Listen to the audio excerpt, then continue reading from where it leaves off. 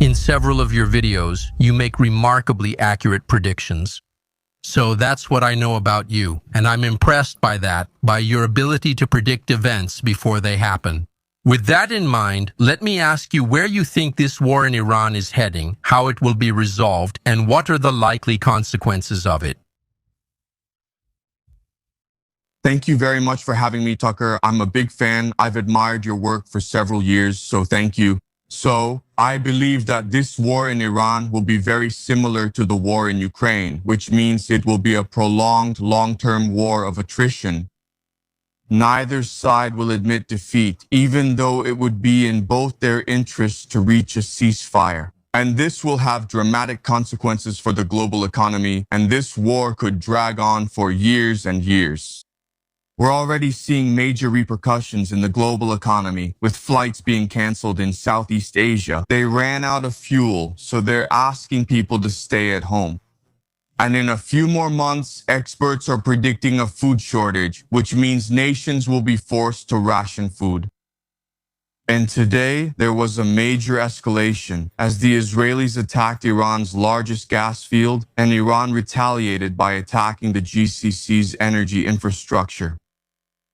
And Iran has declared that its goal, its objective, its strategy is to drive the price of oil to $200 a barrel, which will have a really severe impact on the global economy because the entire world economy depends on access to cheap energy. So, unfortunately, I think we can expect this war to drag on for many, many years. Eventually, the United States will send ground troops. Eventually, the Strait of Hormuz will be contested. Eventually, this will spread throughout the world. Eventually, other nations will get involved. So, Saudi Arabia is considering declaring war on Iran, and Saudi Arabia has a mutual defense pact with Pakistan. So, Pakistan will get involved in this war. So, things are getting out of control. And recently, Ali Larijani, who was the de facto head of the Iranian war effort, was assassinated. And, well, he was a senior statesman, a pragmatist in Iran, who had the authority to negotiate a ceasefire. Now that he's gone, there really isn't a way out anymore.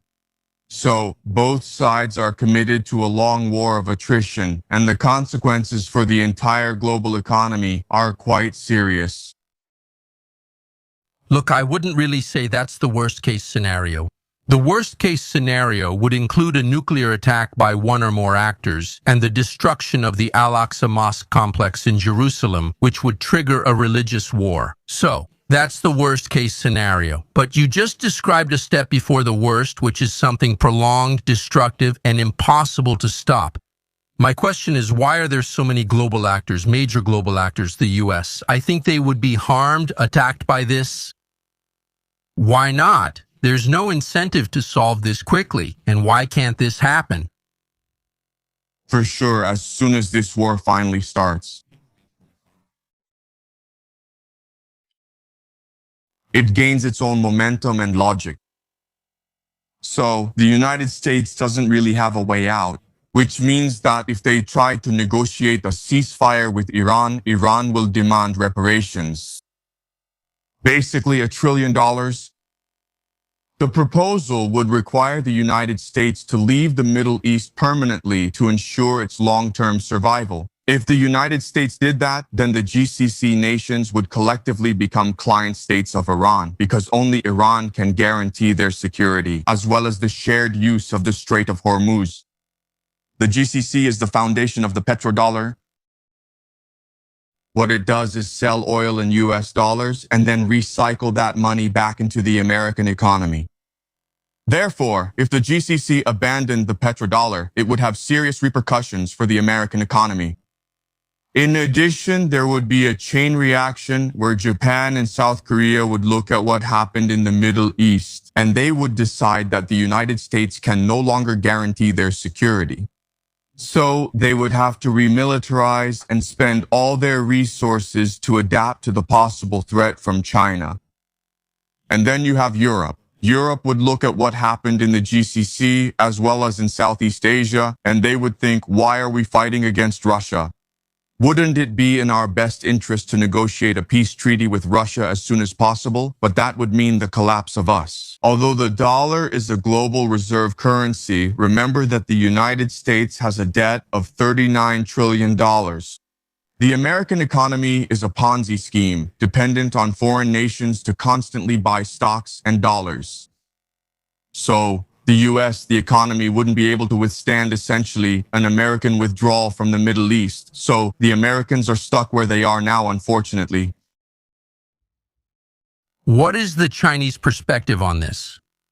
I mean, it seems that China has an interest in peace in the Persian Gulf with those 7 oil-producing countries. But why wouldn't China intervene to try to resolve this?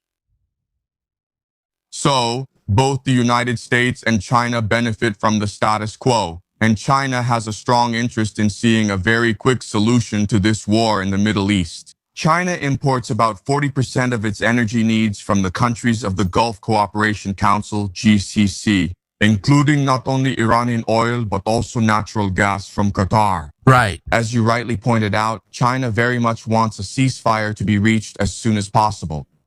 Well, unfortunately, it's part of the fundamental nature of the Chinese government to have a policy of avoiding interference in foreign policy matters.